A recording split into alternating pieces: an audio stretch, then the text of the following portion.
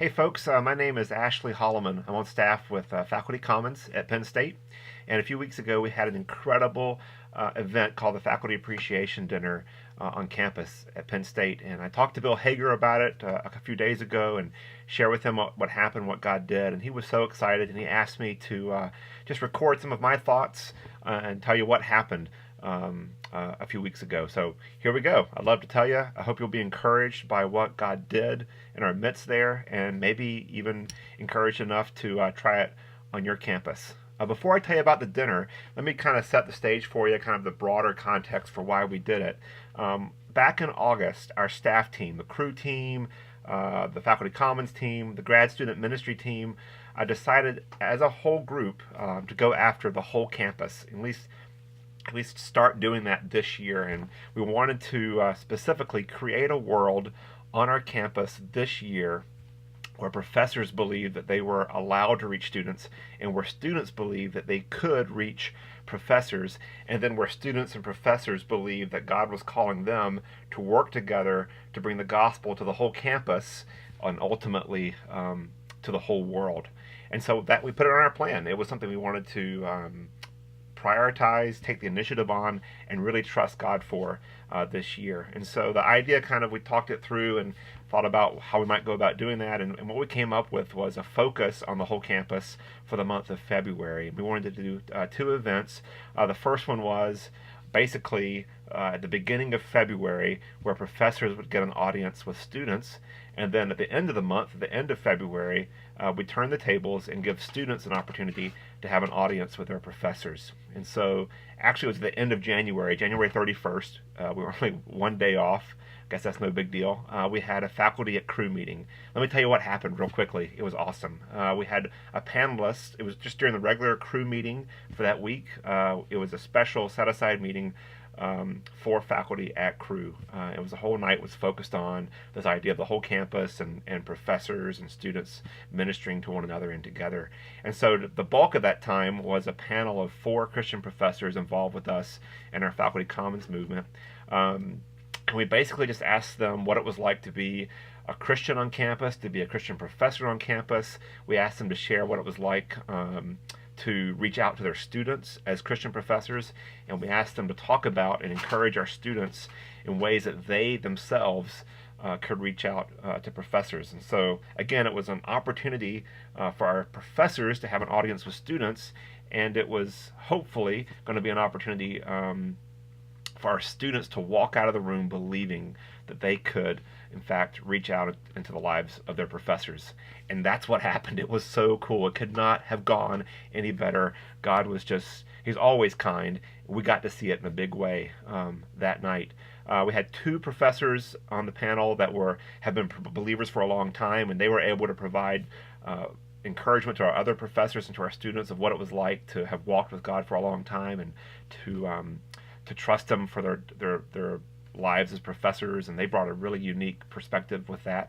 And then we had 2 other professors, Christian professors, that have just come to faith in the last 2 or 3 years, and they were able to provide a real fresh perspective on what it was like for them to just come to faith, and in fact see God use students in their lives to help them come to faith. It was remarkable. You could not have asked for a better endorsement or a better challenge for our students to hear than professors themselves saying, hey, please come into our lives.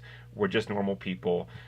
We need the gospel too. In fact, we had one professor who shared right after he had come to faith a couple of years ago, had a major life trauma happen, and God used specifically 2 separate students, 2 separate women in his life to offer to pray for him. And he says God used that to keep him walking with Jesus, and it was incredible. We basically had professors begging our students to reach out into the lives of other professors. It was awesome. And so after that, we pitched the idea of the Faculty Appreciation Dinner, our students having heard from professors that they really could reach out into the lives of their professors. And we pitched the whole idea that in 4 weeks, we want to give you a straightforward, easy way to step out in faith and into the lives of your professors. So professors left so encouraged that they could have an audience with students, and students left so encouraged that they too could have an audience with professors. So fast forward about 4 weeks, to our faculty appreciation dinner. That was at the end of February, on Monday night on February 25th. That too was beyond what we ever asked for or imagined. It was incredible. I'll try to set the stage for you, the scene for you. We had 37 professors there, 37 students invited, 37 professors.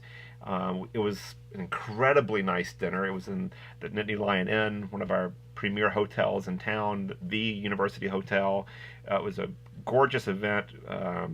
Beautiful dinner, four-course seated dinner, probably the nicest dinner, one of the nicest dinners I've ever been to. And professors walked in realizing that we were serious. We wanted to take time to really honor them. And so students before that, over the 3 or 4 weeks before that, they walked into their professor's office, handed them a nicely printed invitation, and said, "Hey, Cru, a Christian group I'm involved with on campus, is having a dinner to thank and bless professors, and I wanted to know if you would come as my guest to a dinner in your honor." And many of them, most of them said, "Yeah, I'll come," and it was awesome. And so that night, students arrived. They met their professors there. They walked into the room.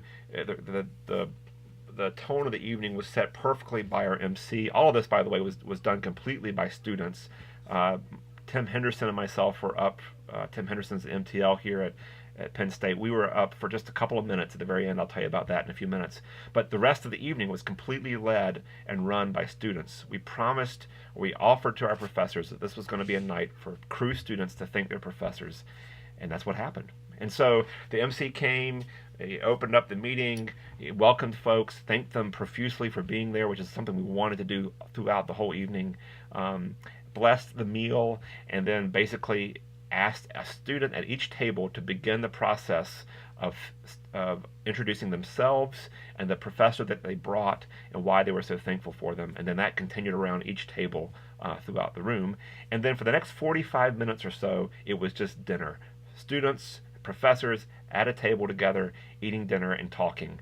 And actually, that was the scariest part of the whole evening for me. We could control, so to speak, a lot of other things, but we could not make students and professors talk, and we had no idea what was going to happen. We had backup plan. We had team leaders or table leaders with some questions that they could use in case that awkward moment happened. But it didn't. At our table, one of the professors there asked me, "Now, how did you, as a chemistry PhD student, go into full-time ministry?" And so I got to share my story with him. And then right after that, he shared, "Well, when I was thinking about when I was going to go to college, I took one of those tests about what I would be good at, and one of the things that came up was that I would be a university minister."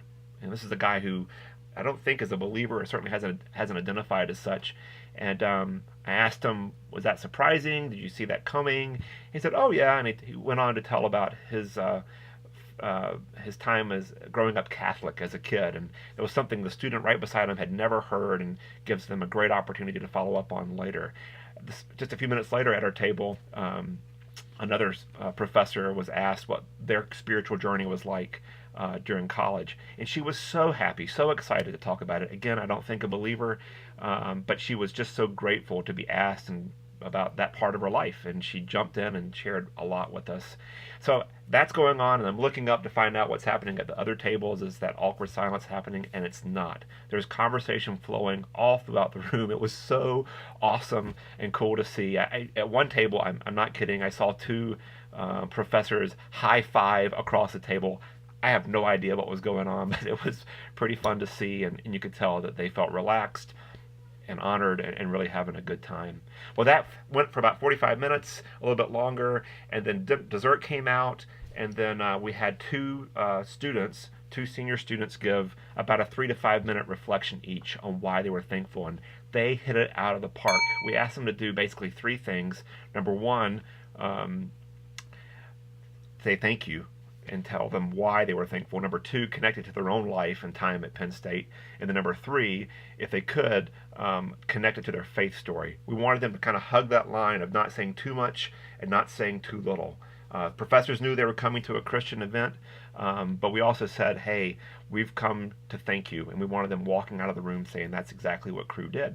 And our students hugged that line awesome. Our first student was transparent and vulnerable and funny, and and just really honest. And she just was so warm in her thankfulness for professors. And then our second student was incredible. He as well. He is a landscape architect student, an architecture student, and talked about his love for bridges and how bridges get you from where you aren't to where you want to be. And then he talked about another analogy about how these two fish in the water, and the third fish floats by and say, "Hey, how's the water?" And the two fish are like, "What's water?"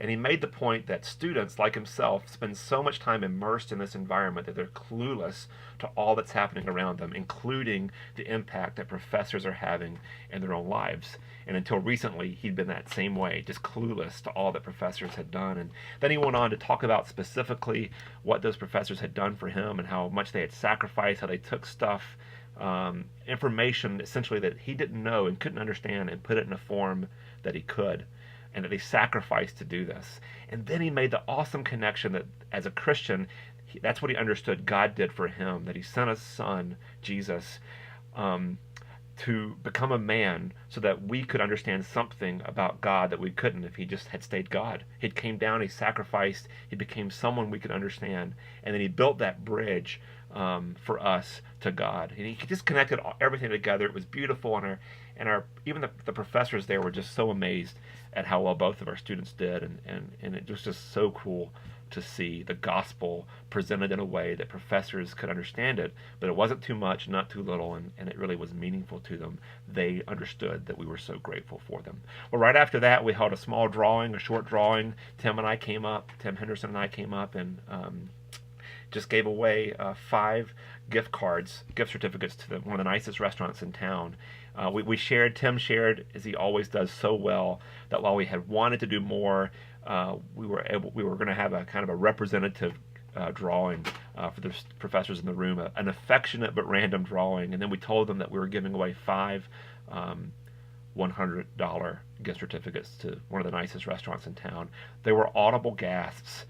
Not at how impressive that was, but really at how meaningful it was and how serious we were that we wanted to really honor professors. And so it went well. Our MC came back up, said, "Hey, the evening's done. Thank you for coming. It's been our pleasure to have you here. You're free to go." Professors were encouraged to stay, invited to stay to talk longer if they wanted to, but they were given the green light to leave if they wanted to. Guess what? No one left. Like for the next 20 minutes, most of the professors stayed in the room talking with students, just continuing the conversations. In fact, one of the professors that was on our list that some of our staff saw was like, wow, that was probably the last person they'd ever expect to be at a crew event or a dinner like this, was the last person to leave the room. We're literally like putting up the audio equipment, and it's like, it's time to go. And he's still sitting there talking with this student. It was so cool to see. A little bit more feedback that we got. One professor shared that he said, if I had just one student that would come by my office each year to say thank you, that would be enough. And then he said, I never get that student. And it was just so meaningful to him that we gave an entire night to say thank you to him. Another professor said, she did the quick math and said, you guys dropped a lot of change on those gift certificates, and the dinner itself was so nice that would have been enough. I mean, I'm overwhelmed at how generous you were to us the whole evening, and so that meant a lot to her as well. Well, I could go on forever. It was a great evening. Let me encourage you to give it a shot. Your students will love it. Your professors will love it. You and your staff team will love it. And the kingdom will come near. It's a good thing to do. Well, thanks for listening. If we can be of any help to you as you give this a shot, we'd love to do that. You can contact me. Brad Fulton at Duke is one of the guys that really pioneered this and taught me everything that I know about it. We'd love to hear what happens next. Hey, thanks for listening. Take care.